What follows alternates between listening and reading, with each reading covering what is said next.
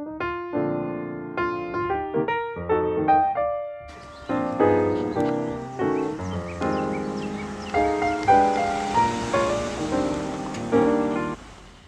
Alright guys, wait, how do I get to the Andy Warhol Museum again?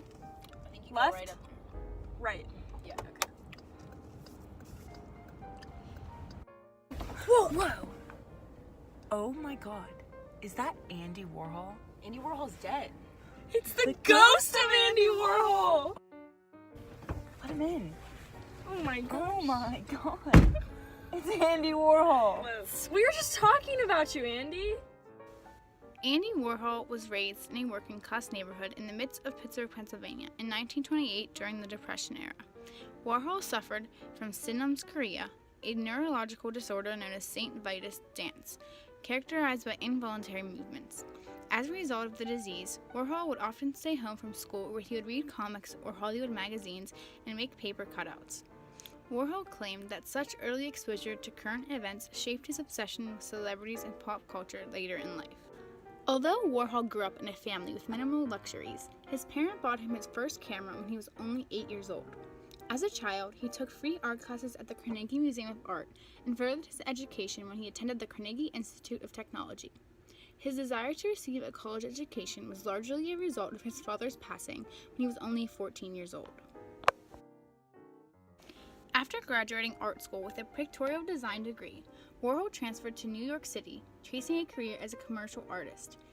Andy also shortened his name from Warhola to Warhol and decided to transform into a serious artist. He became widely known for his blotted line ink drawings, utilizing a refined process he developed in the 1950s. And one of the things he seemed to do really well at is would you believe, drawing shoes. He became, I guess they hired him for a shoe company where he did the advertisements for the shoes. And he used a special technique called the blotted line technique. Now some of my students might remember that because I teach it in my own class, but it's like sort of a, you trace in something, like any type of an object. Sometimes we even do shoes just to be like Andy.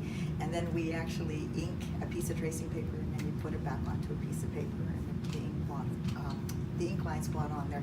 But that was what Andy invented as a way to do a drawing that never really touched the paper, which was kind of cool. And then he would, of course, paint it in with watercolor. So basically, he became really successful in the advertising business in New York, and in time became recognized. The things about Andy Warhol too is that he's famous for the pop art movement. It's called.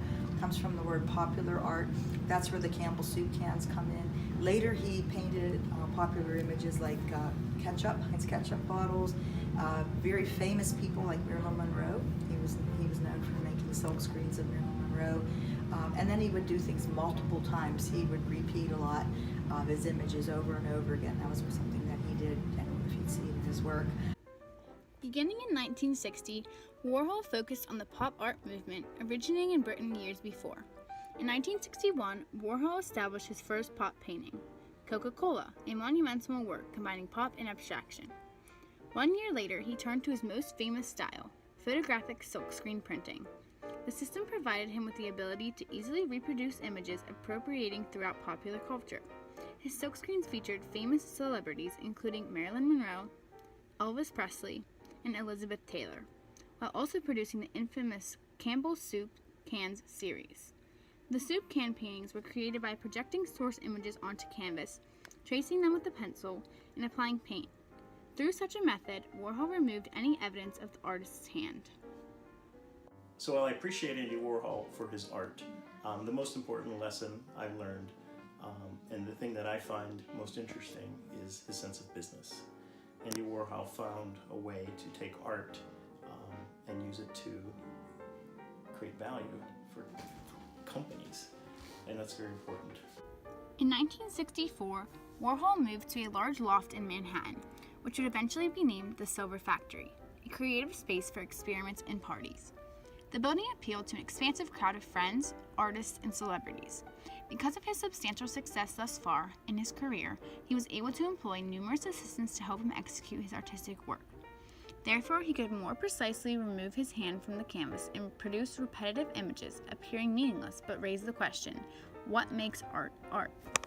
Wait, hold on. Can you stop? I see a trash can. I have to throw these wrappers out. 1 sec. Wait! Don't throw those away. What do you mean? I'm gonna put them in my time capsule. What's your time capsule? You don't know my time capsule? I have 610 time capsules that before I died, you know.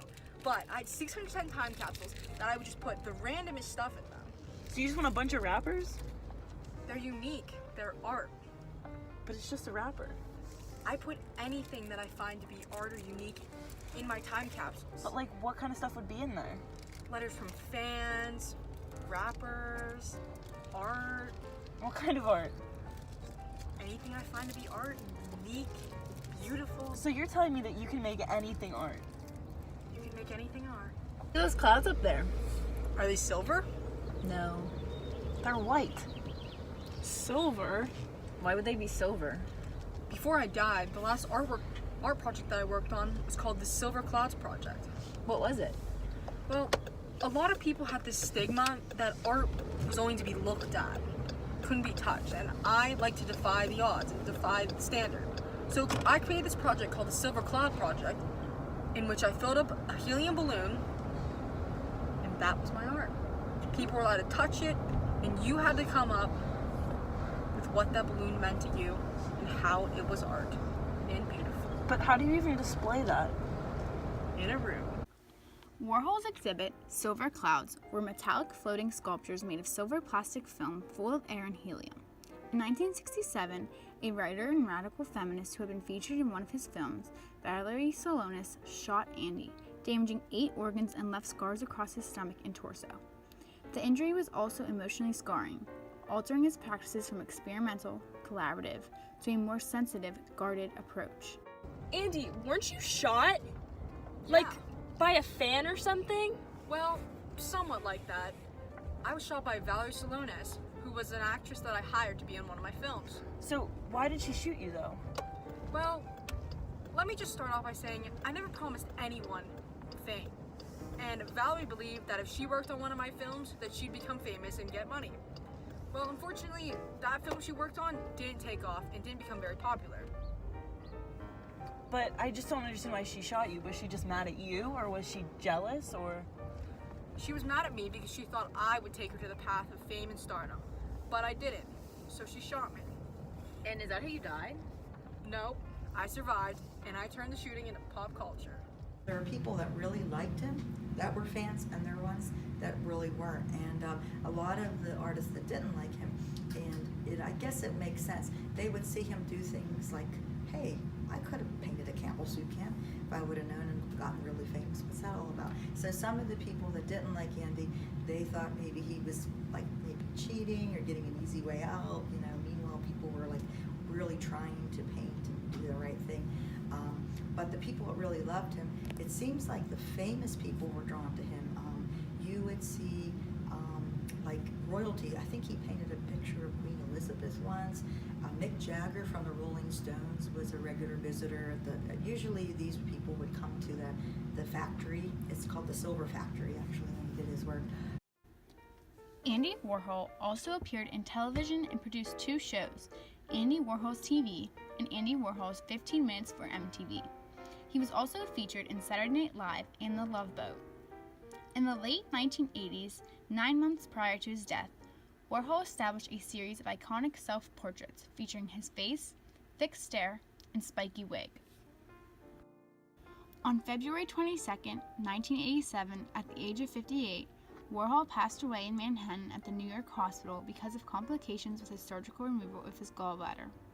Although he died in New York, he decided to be buried beside his mother and father at St. John the Baptist Byzantine Catholic Cemetery in Bethel Park, a Pittsburgh suburb. And I think his legacy, well, many remember it as art. I think I'll always remember it as a way to really inspire people and create products and imagery that really was unique and different and really had a tremendous amount of value for in the commercial world. I had no idea that Pittsburgh had all of this unique culture, especially in the arts. I just thought our city was a bunch of bridges, but you really helped change that idea. Thank you. Thanks, Andy. Just remember, Everyone will get their 15 minutes of fame, and your time is now.